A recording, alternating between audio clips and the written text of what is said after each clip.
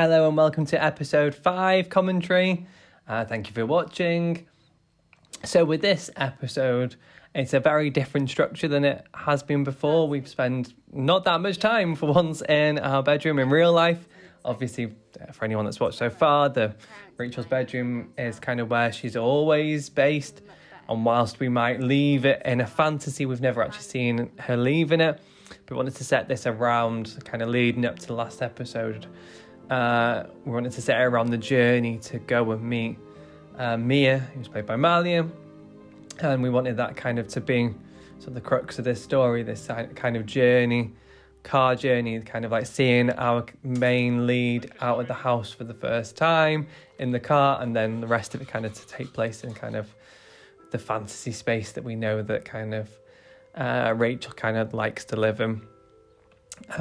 It's the first time we've seen the exterior of Rachel's house. And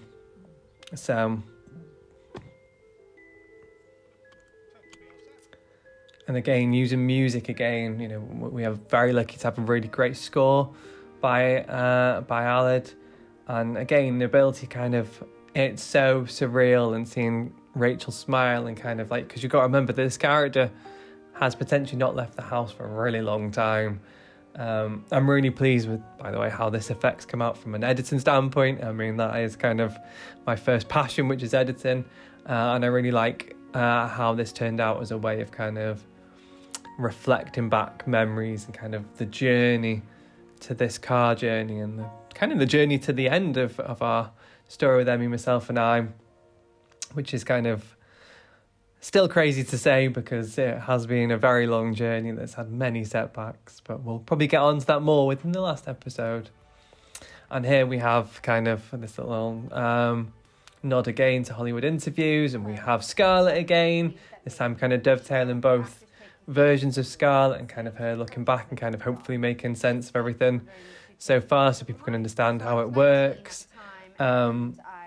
And it was really nice shooting this scene with Nicole, because it was who plays Scarlett, the Scarlett that we all have known for most of the show.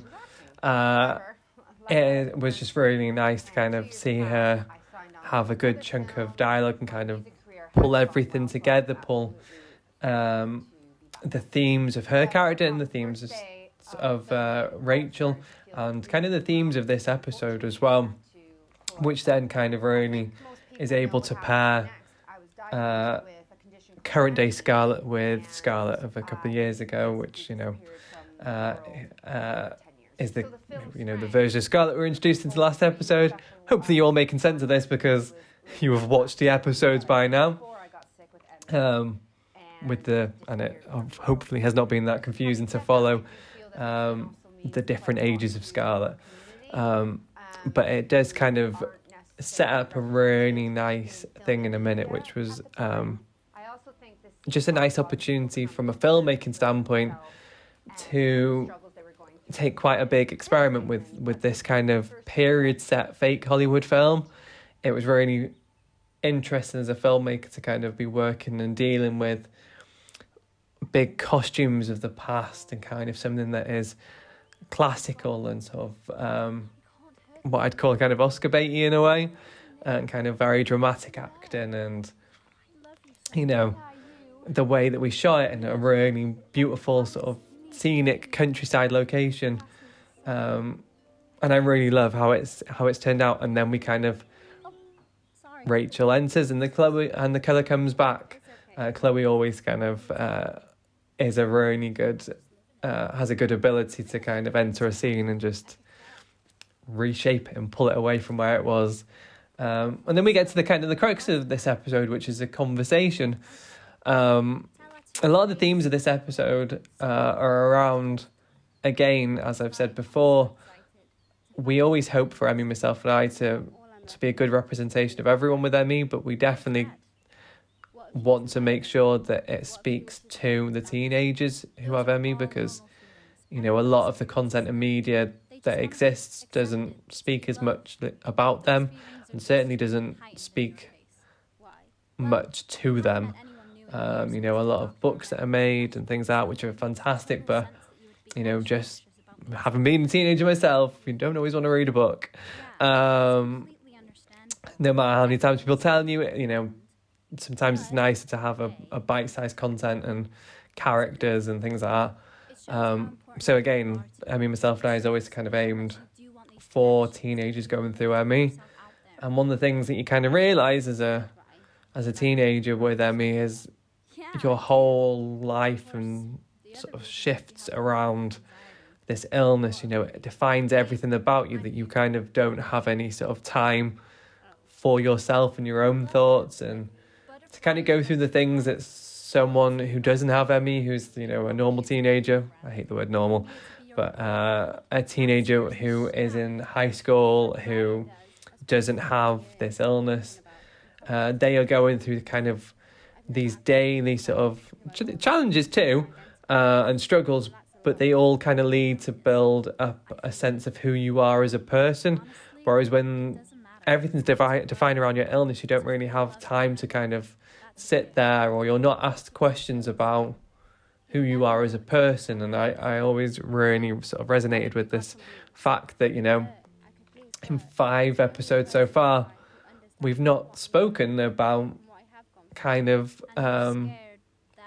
we don't know that much about Rachel besides her illness and a very, very, her family setting, and, she has this one interest. So it's nice to kind of like have her talk about sort of who she fancies and, her own sexuality, and kind of have that conversation and sort of admit that she hasn't given that much thought in the past. But after meeting Mia, she's had these feelings because it's the first person she's spoken to for years outside her own family. So of course these feelings are going to be, this is the first time she's experiencing it, because it's the first time that she's had an external force outside her family setting. And it's just really, I would imagine, I can't speak for everyone, but, I know that it is something that is hard to kind of grapple with anyway, never mind when you've got an illness. And then this then tees off into the last episode, which is that whole conversation about who she is and how she identifies, all with the backdrop of this car journey that's happening, that then we're here. And that is where the last episode will pick up on, straight from this point, which I can't wait for you all to see very soon. And I hope you've really enjoyed listening to these commentaries so far. And again, my hope with them is that it gives an understanding that and as a crew, I'm really proud of my crew. I say this every time, but from actors to camera people to everyone, it could be all day here naming them. But we really do try and put a lot of thought into the decisions we make to try and represent the emotions and the feelings of having ME, and kind of just do our best. We're really a low to no budget project, so we try and put as much care into it as possible, and hopefully that comes across for you all. So as I said, thank you so much for watching. Don't forget to like and subscribe, and I hope that you all come back for the 6th and final episode and enjoy that. So thanks for watching.